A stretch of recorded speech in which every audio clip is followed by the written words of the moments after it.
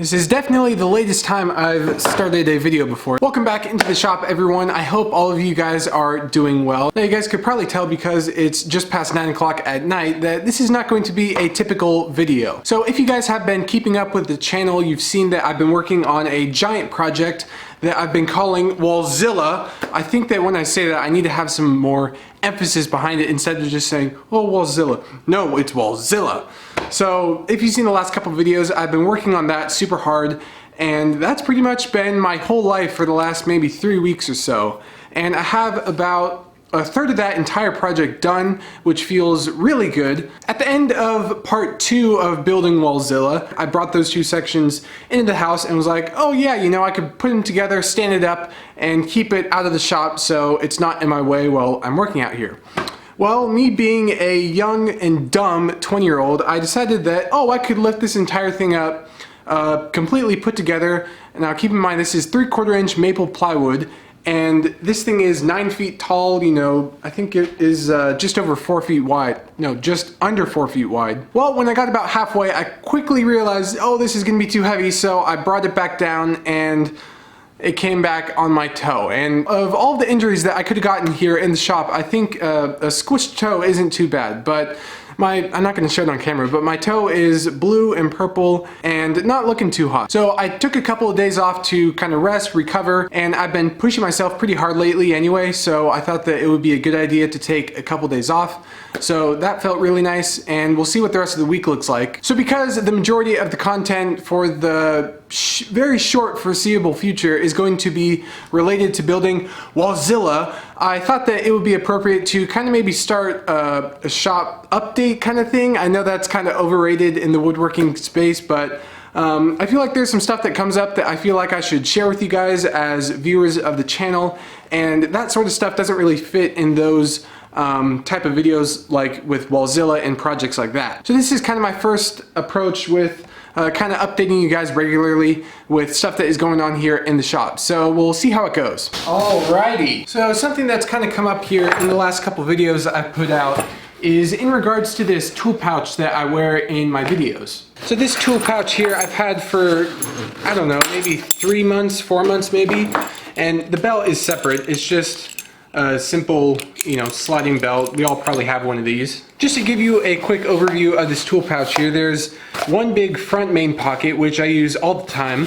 So like when I'm labeling all my parts for the plywood, I got, you know, a roll of tape and a Sharpie in there. And then up here in the front, you could put extra pencils and Sharpies, that sort of thing. This front hook here is super nice for, like, you know, sliding in a hammer or the clip of pretty much any cordless tool that has this clip right here. Slip that guy on there just like that. On the rear side, I have a kind of like a demo chisel, even though it's really not a demo chisel.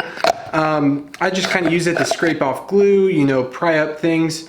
And this thing probably gets used the most out of any tool in the shop. And then this spot right here, I normally keep like an awl or some sort of marking utensil. Oh, the most important thing, my favorite tape measure right here, Stanley Fatmax 25 foot, fits in here like a glove. It is perfect, and it doesn't fall out. It just stays in there, and I mean, I pull this thing in and out for measurements, you know, hundreds of times a day. So I'll tell you what, I'll leave a link down in the description if you want to look at this one specifically. This guy is made by Occidental. I've heard good things about them. This isn't obviously the only thing that they make. You know, being one man in the shop, efficiency is the name of the game, and this thing has been super beneficial the last couple months. And the other recent upgrade to the shop here that was very, very long overdue is this miter station, and I can only barely call it a miter station. And that's because, well, it's literally only this piece of wood, that piece of wood, and a stop block. Now, if you've seen someone like Jay Bates or Johnny Brook or the Wood Whisperer, I mean, pick any YouTuber who's built a kick-ass miter saw station. This is not that, and I'm not claiming this to be on that level at all. However, this thing is extremely functional. It saves a heck of a lot of time, and it just makes for a much more pleasant time in the shop. This is what I spent the majority of my time building. All it is a couple of star knobs right here, and then a wing nut that adjusts this piece right here. Actually cutting a board, that little piece is what this index is on. And this little wing nut here lets you adjust ever so slightly